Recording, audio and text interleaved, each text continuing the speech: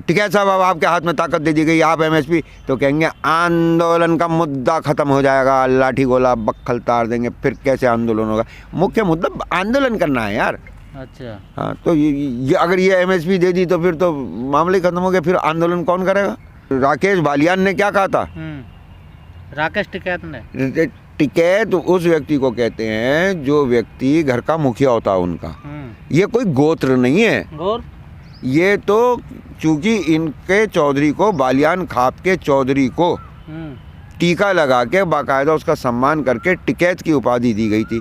तो जो खाप का वो बालियान खाप का प्रमुख होगा, चौधरी होगा, उसे कहा जाएगा। वो व्यक्तिगत उसकी अपनी वो है, ऐसा नहीं है कि गोत्र बन गया। टिकैत साहब आएंगे, उनके पीछे पीछे उनके 2-4 चेले आएंगे, फिर वो एसी वाली गाड़ियाँ आएंगी और फिर कुछ एसी वाली यहाँ पे तंबू बनाए जाएंगे।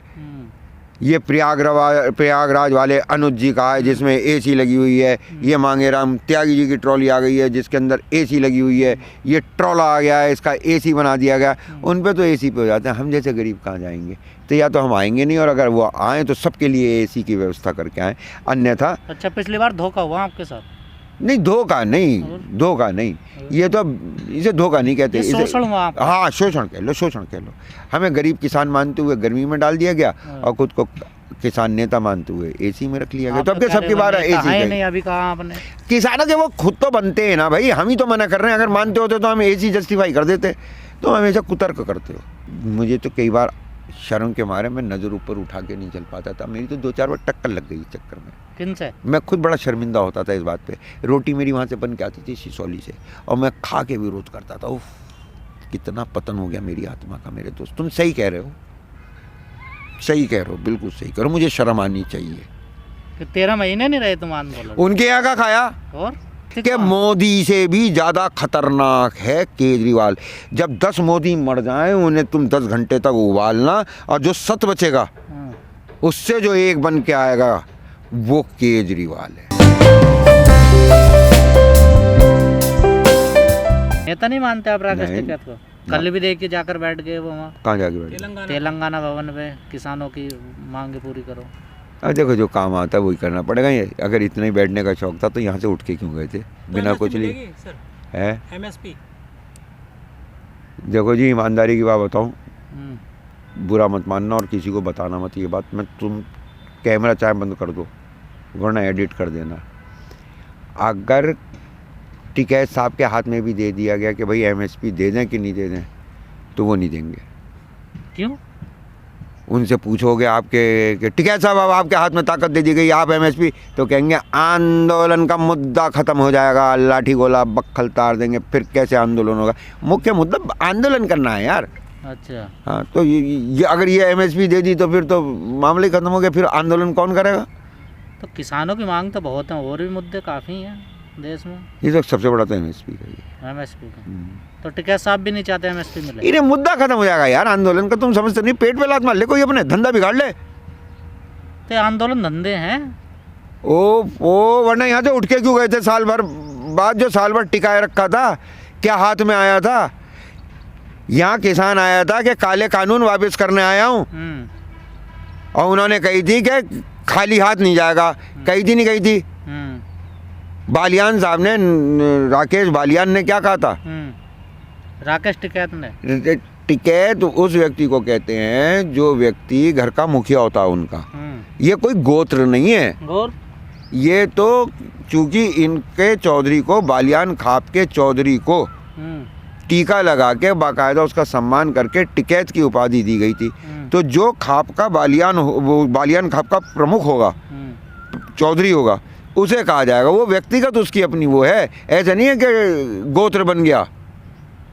अच्छा जी। और बालियान है, बालियान रहेंगे, ये तो सब गलत है। कि नरेश जी टिकैत कहला सकते हैं इस वक्त, बाकी कोई टिकैत। ये गौरव टिकैत, आदित्य टिकैत, चरणजीत टिकैत, और आशा टिकैत, मंजू टिकैत, ये सब टिकैत, ये ना जानकारी है इसलिए मैं बता दे रहा हूँ। टिकैत कहते हैं इनको सोशल मीडिया पे। नहीं, तो उसमें तो कोई बात नहीं है, कहते रहने तो, ये तो कोई बात नहीं है। वो तो बालियान जाट होते हैं, और जाटों को तो मुगल बादशाहों ने भी डकैत लिखा है। एक तरफ जब जाट किसान जो थे मुगलों के खिलाफ उठे थे, महाराजा सूरजमल, गोकुला, ये सब जब उठे थे तो एक तरफ तो दिल्ली थी जिसे ये परेशान करते थे, और दूसरी तरफ जयपुर राजघराना था।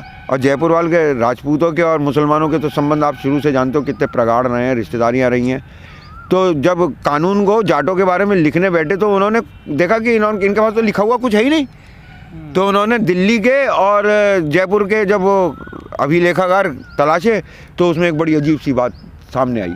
मेरा दिल को दुख भी हुआ उस दिन, मुझे थोड़ा दुख भी हुआ। मैंने 2 रोटी भी कम खाई थी उस दिन रात को दुख के मारे।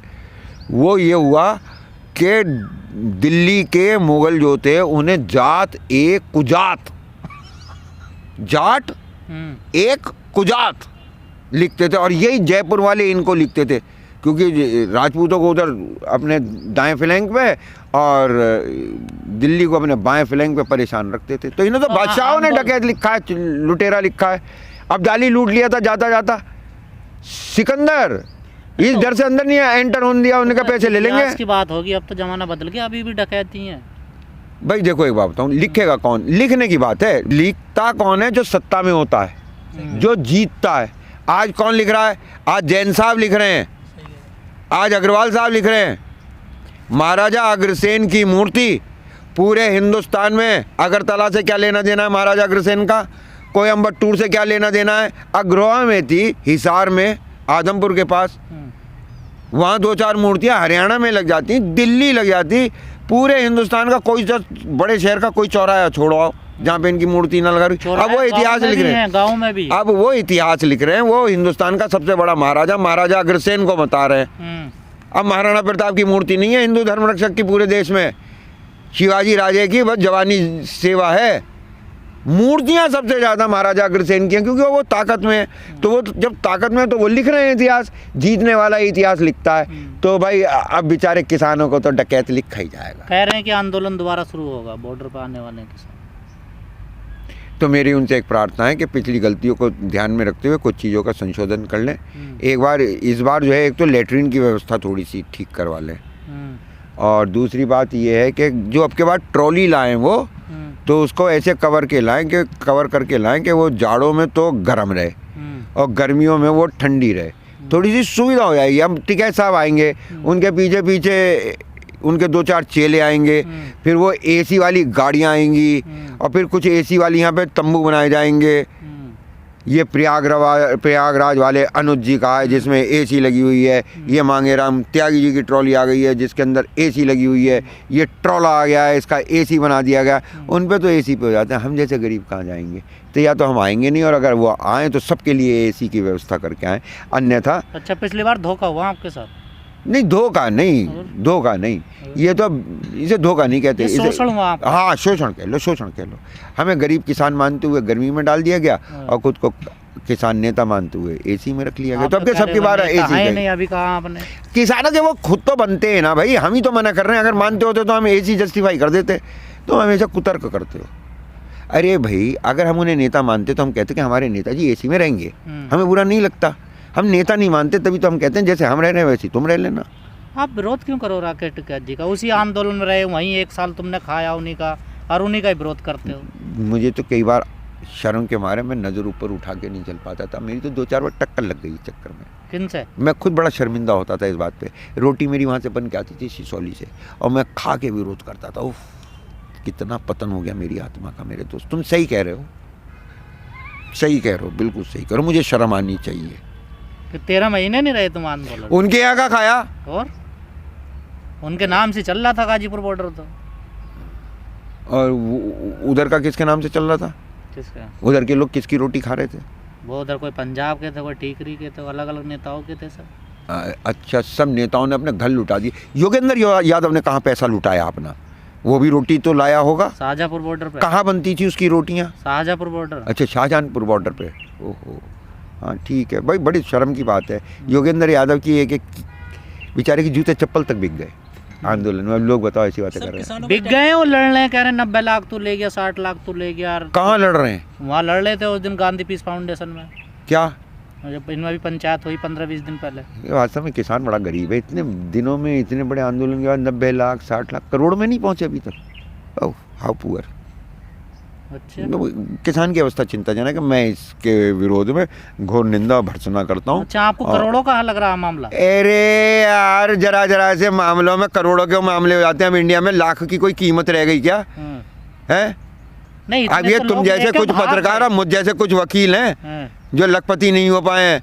नहीं तो भाई साहब, मैं रिक्शा में बैठा जा रहा था, मेरे पे 8,000 का फ़ोन था, और जो रिक्शा चला रहा था वो फ़ोन करके कह रहा था, बात करते हुए, कि मैं भी थोड़ी देर में सवारी छोड़ के पहुंचूंगा। मैंने कहा तेरा मोबाइल अच्छा लग रहा, बोला 18,000 का है। जिस देश के अंदर रिक्शा वाले भी 18,000 के मोबाइल चला सबका अपने अपने है, कर्म है ना। और लाख, यार 60 लाख में कितना घपला हो गया। दिल्ली में एक नहीं, वो तो एक अच्छी एक का कॉलोनी बात में 100 गज जमीन का नहीं हुआ। हाँ। How poor. नहीं, इतने लेकर भाग गए लोग, मतलब कहने का ये अरे है। तो कितने थे? 40 ही तो, 40 भाग गए। बाकी तो रील लेके भाग गए। मैं भाग गया कुछ लेके। मेरे हाथ तो अम्बेडकर जी की आपके फोटो आई अंदाजा है। कितना पैसा आया? भाई देखो, मैं ईमानदारी की, जिस दिन कहोगे मैं कल तुम आओ, मैं तुम्हें दिखा दूंगा। उन्होंने तो क्या था, किसान खाली हाथ नहीं जाएगा। मुझे भी मिला। विरोधी लोग हो ना। अरे नहीं, हमारे यहाँ जलालाबाद वाले में चौधरी राज सिंह के डेरे में बाबा साहब अम्बेडकर की और ऊपर बहुत सारे नेताओं की फोटो वाली एक पेंटिंग थी। तो जब वहाँ से चलने लगे तो मैंने देखा लोगों ने उन्हें उतार के एक तरफ को रख दिया और अपना अपना सामान समेट के चलने लगे। तो मुझे ऐसा लगा जैसे बाबा साहब मुझे आवाज़ लगा के कह रहे हैं तू हमें ले चल। तो फिर मैंने जो वो फ़ोटो उठा ली, मेरे पास आज तक है। तो मैं भी खाली हाथ नहीं आया, बाबा साहब मेरे हिस्से में आ गए, ले आया। अब उनकी भी हालत मेरी जैसी चल रही है आजकल। मार्केट वैल्यू 0 है। नहीं, उनकी तो मार्केट वैल्यू आजकल बढ़ रही है। देखिए, मोदी जी कह रहे हैं कि 14 अप्रैल धूमधाम से मनाइए। उधर केजरीवाल कह रहे हैं बाबा साहब का फोटो लगा दो। उधर पंजाब के सीएम बने हैं। मल्टीनेशनल के 3 दलाल, कांग्रेस, मोदी, केजरीवाल और ये दोनों धूमधाम से मना नहीं रहे। ये बाबा साहब को बेच रहे हैं बहुत धूम धड़ाके से। वहाँ तो बाबा जी फॉर सेल हैं। अच्छा, तो केजरीवाल, क्या जानते हैं आप केजरीवाल के बारे में? मुख्यमंत्री हैं दिल्ली के, सबको राशन पानी। बहुत छोटा कट करके बताया आपने उस आदमी का। वो अन्ना हजारे के आंदोलन से निकला था। आज उसके पास पंजाब भी है। पंजाब का मंत्री उसने ही बनाया मुख्यमंत्री। और उसका क्या है कि पंजाब के साथ ही सबसे बड़ा धोखा किया है। पर कहते हैं ना, खट्टर साहब ने भी कहा कि इधर के आदमी का कंधे से ऊपर का जो हिस्सा है वो डिपार्टमेंट खाली है। पंजाब का पता क्या नुकसान हुआ? केजरीवाल ने क्या किया? पंजाब की अस्मिता, पंजाब की राज शक्ति का, शासन का जो प्रतीक था महाराजा रंजीत सिंह, उसे मुख्यमंत्री की कुर्सी के पीछे से हटा के वहाँ 2 फोटो लगाई गई हैं भगत सिंह की। भगत सिंह का सिक्खी से कोई लेना देना नहीं था। भगत सिंह ने जेल में किताब भी लिखी है, मैं नास्तिक क्यों हूँ। वो एक अंतर्राष्ट्रीय स्तर का युवा, जैसे चे गवेरा, जानते हो चे गवेरा, इस टाइप से वो एक अंतर्राष्ट्रीय प्रतीक है। उसे पंजाब में समेट के ला के रखा इस लाला ने। ये राजनीति है, ये प्रतीकों की राजनीति है। जिस दिन तुम्हारी समझ में ये आ जाएगी उस दिन तुम पाओगे कि मोदी से भी ज़्यादा खतरनाक है केजरीवाल। जब 10 मोदी मर जाएं उन्हें तुम 10 घंटे तक उबालना, और जो 7 बचेगा उससे जो एक बन के आएगा वो केजरीवाल है। सर, जो केजरीवाल है वो बाबा साहब की फ़ोटो लगा रहे हैं ऑफिसों में, भगत सिंह के लगा रहे हैं, लेकिन एक भी दलित को उन्होंने राज्यसभा नहीं भेजा है 5 में से पंजाब में। पैसे हैं, दलित टिकट क्यों नहीं खरीद लेते? अरे जब वहाँ लिखा हुआ है कि भाई अगर आपको राज्यसभा में जाना है तो टिकट चाहिए तो पैसे लगेंगे। लाला जी तो माल बेचना जानते हैं। दलित पैसे क्यों नहीं खर्च करने को राजी है? देश सेवा के लिए है दलित। अरे भाई क्या बात कर रहे हो? एक आध तो IAS ऐसा निकल गया होगा। कैसे नहीं है भाई साहब? मैं यूपी में एक का नाम गिना दूं? मैं ज़्यादा को तो नहीं जानता। तो यूपी का कैसे चला? अरे पैसे वाला कहीं से कहीं का चला जाए। मनमोहन सिंह असम से चला गया राज्यसभा में। मैं बता रहा, एक यादव सिंह जाटव, उसका नाम था यादव सिंह, और वो था जाटव, और नोएडा उसकी भैंस थी, और रोज वो 1 बाल्टी दूध लेता था। ये और बात है कि उसे 1 लीटर मिलता था, बाकी मुख्यमंत्री पी जाता था। किरीट सोमैया बीजेपी के सांसद हैं। विक्रांत INS जो जहाज था उसमें उन्होंने मोटा चंदा कमा लिया करोड़ों रुपए का। उन पर FIR थे और कोर्ट ने उसको बेल देने से मना कर दिया है कल। आप उनके लिए क्यों नहीं बोलते हैं? छोड़ दो, ये बोलना है क्या? अरे अदालत का मामला है। चंदा ही तो खाया, बेईमाना थोड़ी करा, बेचा थोड़ी है। चंदा तो भावनाओं से जुड़ा हुआ था, चंदे का कोई हिसाब नहीं होता। अगर चंदे के ऊपर किरीट सोमैया को तो आप ऐसे जेल भेज सकते हैं। प्रधानमंत्री PMO फंड चला रहा, वो क्या था?